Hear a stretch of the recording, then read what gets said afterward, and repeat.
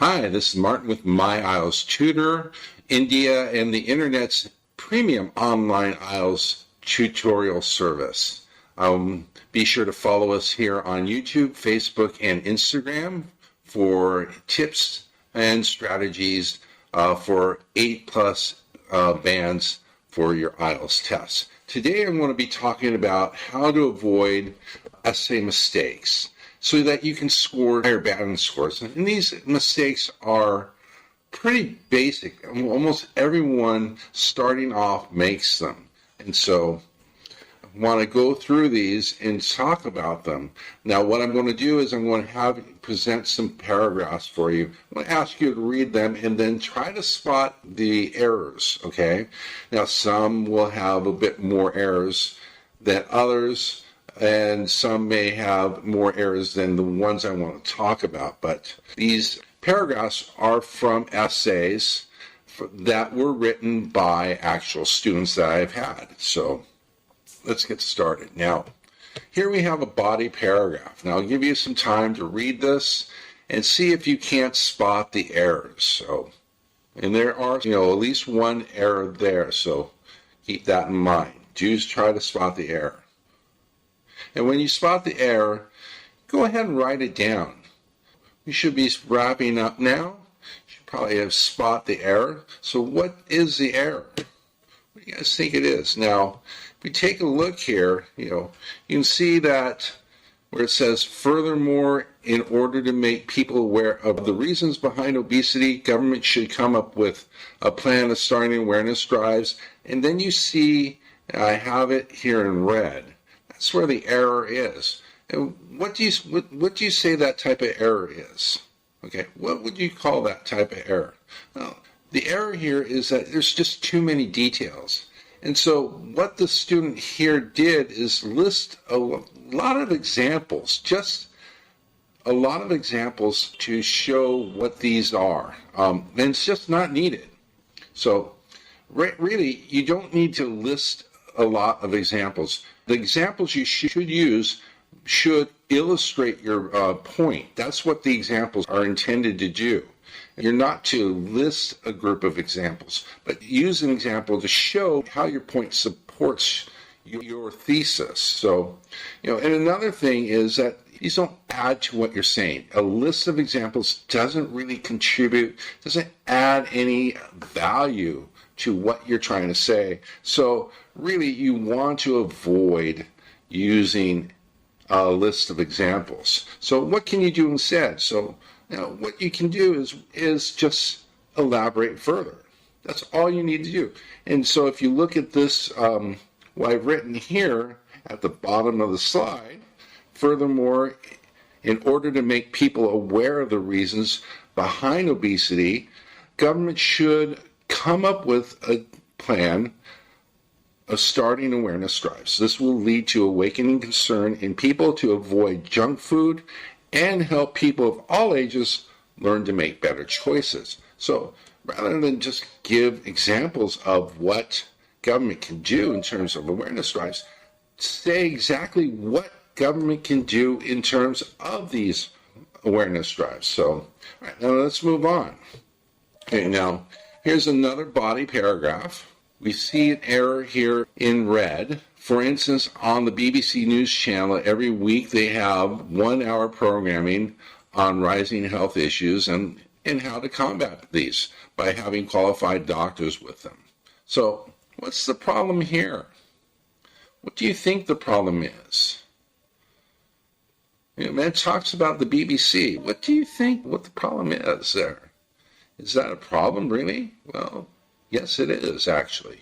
You see, the examiners are not going to be able to verify whether that example is true or not. So that's the problem. They cannot verify whether an example is true. So what you need to do is you need to state that more as a general fact, and you can do it just like I have here. There are many television programs available which offer advice and education to healthy living and focus on diet and eating habits. Trying to use like a real life example like a television show, specific television show, or maybe a specific personality or celebrity or athlete. Make it more of a general fact, and then it'll be more believable, more understandable, and more acceptable too. So now let's move on. Now we have here another body paragraph, and we have here the problem. The problem here is written in red. So one study by Dr. Phillips in the UK notes that several ingredients enhance flavor to a point where the foods become so delicious. Young people come to the point of actually craving these foods. So what's the problem here?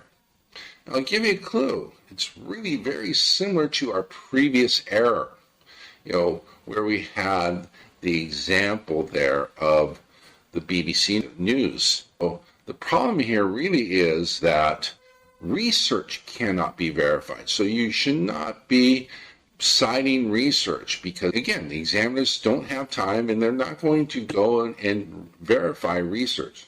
So, again, how can you do this? State it factually. For instance, junk foods are known to be full of sugar and salt. These two ingredients could have a dire effect on metabolism when taken in large quantities. For example, excess sugar translates as excess calories, which if not used are stored as fat and could easily lead to a lower metabolism. So, again, don't cite research. Don't mention research. State things as facts. Deal with facts. And if you do that, you will do good. Now, here's our next mistake. So we have this here. Furthermore, due to a lack of physical exercise and sedentary lifestyle, youngsters are facing chronic maladies. They are not aware of the importance of physical activities and their astonishing benefits. Well, say astonishing there, you're right. There is an error in terms of vocabulary, but that's not the error I'm referring to. Let's continue with this. Now, second sentence says, government organizations and educational institutions should deliver ample knowledge pertaining to particular activities. In addition, parents can also handle this prevailing situation. Now, outside of the use of astonishing here, which is incorrect, what's the problem? Is there a problem with this particular part of the paragraph? What do you think? Well, if you said that there's overgeneralization, you're correct, because there are two parts here where things are overgeneralized. And what I mean by this is that things are always happening. They're the extreme of something. So in our body paragraph, we have here, youngsters are facing chronic maladies, are facing. So that means they're always facing that. And then they are not aware of the importance. So this is another absolute. You always want to have some degree of probability. So rather than talking in absolutes, have a degree of probability. And this is where your modal verbs really come into play. And I really encourage you guys to study and learn them. These are your should, could, can, might, ought, and so forth. Those really indicate degrees of probability. Now, so how can we rewrite these phrases instead? So we can have youngsters may face chronic disease and they may not be fully aware of the importance. So that's how you do it. Now let's move on to the next one. Here we have an essay prompt. Okay. What this is now, what we're going to look at, examine, is an introduction. So our essay prompt says, many parents give jobs to their children to do around the house in order to develop their characters and self-sufficiency. Discuss the idea and give your opinion. Well, we have here, presently, many families believe that by giving small household chores to their children will help them in building essential skills and a sense of responsibility. Due to the increasing completion in today's youth competition, should be competition. That's another error, but that's not the error we're talking about. Due to the increasing competition in today's youth, parents think it will be good for them to get started from their own house to develop the attributes for a better future. Moreover, it would be beneficial for children when they would have to travel to another place for study or job, as well as it will help them to be more tolerant of future obstacles and will be well trained for combating any hurdles. Well, this one, as an introduction, I'm not getting this. Sounds to me more like a body paragraph. And so several problems here. And there's two that you may have picked up that were vocabulary. Well, there was the completion one. Better future is another issue, but I'm not addressing those. But if you say there's too much background information, there's a lot of background information. Topic's really not clear. It's unclear what the topic is specifically. I do get a sense that it's about children doing chores, but writer believes that giving chores is the best way of developing character, but it really doesn't state that. And then there's no mention of supporting points, and this is a problem. So how can we correct this? Well, now, when we talk about an introduction here, how do we correct those errors, to write a good introduction? Well, what we have to do is to use the following format, which is basically, for short, TTP. And this is topic, thesis, points, like that. And you should follow this type of format. The first sentence is your topic. You're going to state your topic. You're going to paraphrase that from the essay prompt. Your second sentence will be your thesis, and you want to make a very clear thesis statement. And then the third sentence is you want to state your supporting points.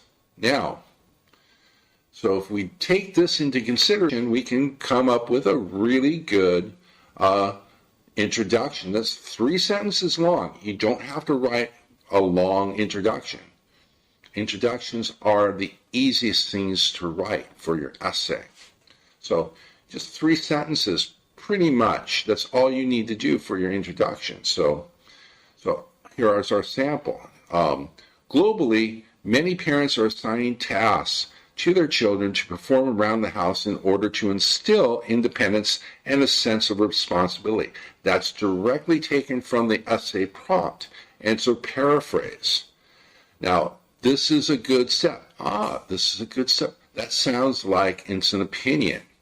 Very clear opinion, too.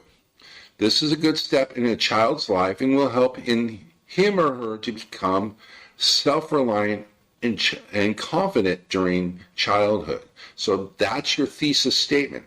And then the final sentence, there are many reasons for this, which include, 1, increasing their overall functioning, 2, instilling competency and responsibility, and 3, developing relationship skills. All right, so those are your points, the 3 points of this that can be discussed in the body paragraph. For this type of essay, you want to follow this format. Now, as I said, with our paragraph here, with our introduction here, this is good for a state and explain your opinion essay. That's the most basic essay. It's perfect for that. But what if you have an essay where you're talking about the advantages or 2 views or problems and solutions, and we'll talk about each of those. So what you can do is write an outline statement. And see, your outline statement, instead of writing points, you write an outline statement. And the outline statement states exactly how you're going to write the essay. So for examples here, the first one, the essay will discuss the reasons underlying each viewpoint and explain why assigning chores to children is a good idea. Okay, assuming the prompt is 2 views, It clearly states it's going to explain the reasons behind the two views. It does not want to say discuss the two views, but the reasons behind the two views. And then explain why, which one is good, which one is better, and you have to include that. And then for advantage and disadvantages, this essay will discuss both the benefits and drawbacks of assigning chores to children and explain why this is a good step for a child's development. Again, we have the benefits, which are the advantages, the drawbacks, and then a clear statement why it's better, what the next step is. Now, for problem and solution essays, you want to list the causes or the reasons as well as the solutions, okay? Now, this should be and I recommend that you do this in 2 sentences. The first sentence should be reasons or causes, okay? You want to make them separate because then it'd be easier to read. So for instance, you could have this. There are 3 primary causes or reasons to this and include, right? And then for your solutions, you follow a similar pattern. Fortunately, you can start off with fortunately. Fortunately, there are solutions and these include. Okay, so that's how you write a good introduction, for the essay, for the different types of essays as well. Now, here we have an essay prompt. It says here, today many people use the internet and smartphones to transfer money to friends, family, and businesses. Is this a positive or negative trend? So we have here our introduction. There are many today who make use of both the internet and smartphones to send money to friends, family, and businesses. The question is whether this is a positive or negative development. I believe it is a positive one, and there are several reasons for this. These include ease and convenience of transactions, okay, so as you can see, it has the 3 components. It restates the topic, it states a thesis, and it has the points. But there's a big, major problem there. What is that? Well, if you compare the topic sentence of the introduction here to the essay prompt, it's pretty much the same. It's just basically repeating points from the prompt. The second sentence, where the question is whether this is a positive or negative development, that's directly taken from the essay prompt. And you don't want to do that. You want to paraphrase. You need to paraphrase the topic. And so we can write this way. Online transactions made by consumers are quite common and conveniently done via smart devices such as mobile phones and computers. Right? That's a clear restatement of the topic from the essay prompt. While there are some concerns regarding this, ultimately this has been a very good trend among many people and businesses. This is because these transactions are easy and convenient and often instantaneous and remove the need to handle cash. So even still, it says we have a contrast here for a second sentence, which suggests negative development, and then we talk about the positive stuff, but ultimately this has been a very good trend, which suggests the positive development. And then in that whole rest of that sentence there, when it's talking about that good trend, is that's your thesis. So that's how you want to do this. That's how you handle this problem. Remember, you have to paraphrase. And paraphrasing is an important skill for essay writing. And you cannot get past band 7 if you cannot, in lexical resources, if you cannot successfully paraphrase. Now let's move on. Now, here we have a body paragraph. And now, if you read this, so there's one exception here where it says the children. That was my mistake. I do apologize for that. But everything else that shows there is pretty much an error. But why are they errors? Why are those red words and phrases errors? Why do you think? Well, the problem is that they're informal language. So they're informal words and expressions. So first of all, kids, that's informal. You would never see kids, the term kids, in an academic essay. Same thing with moms and dads. Freer time. Freer time is not even a proper expression. It may be a colloquial term from your original language. I mean, from your use of English in your language. I mean, in your country. But freer time, it's not even a native statement, but it could be used locally in where you live. The children is actually fine. They'll. Notice they'll. The THEY''L. That's considered informal. So contractions are informal. And fun things. Again, fun things is a vague phrase.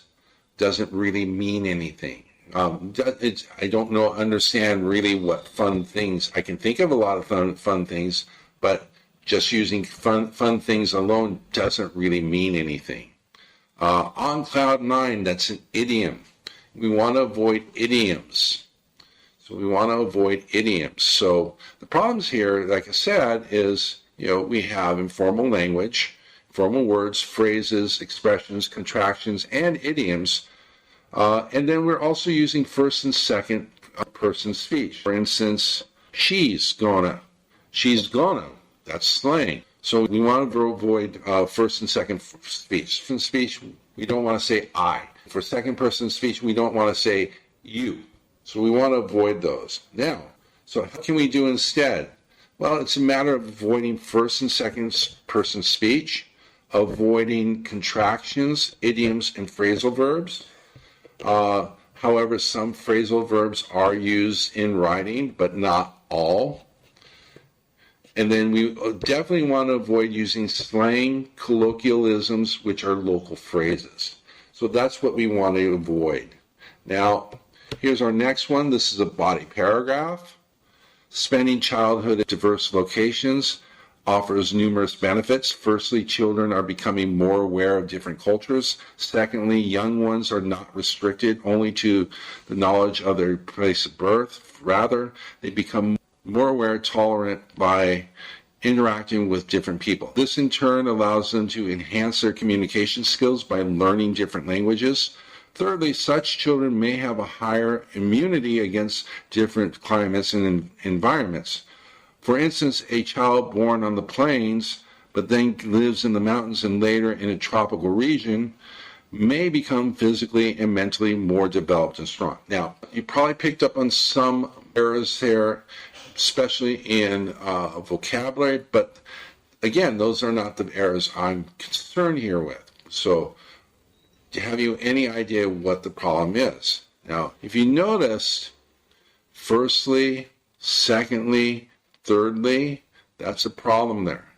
Now, grammatically, they're correct, but you want to avoid mechanical use of linkers. This means that you're using, these happen all the time when we're talking about sequence, okay?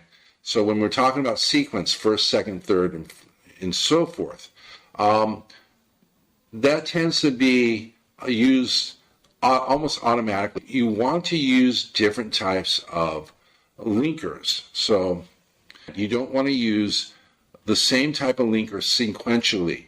You should use other types of linkers, including linking phrases too. So for example, we can start with firstly. That's good. But then for the next one, we could use another factor or reason. And then we can end with, say, finally, or we can also use, then there is also.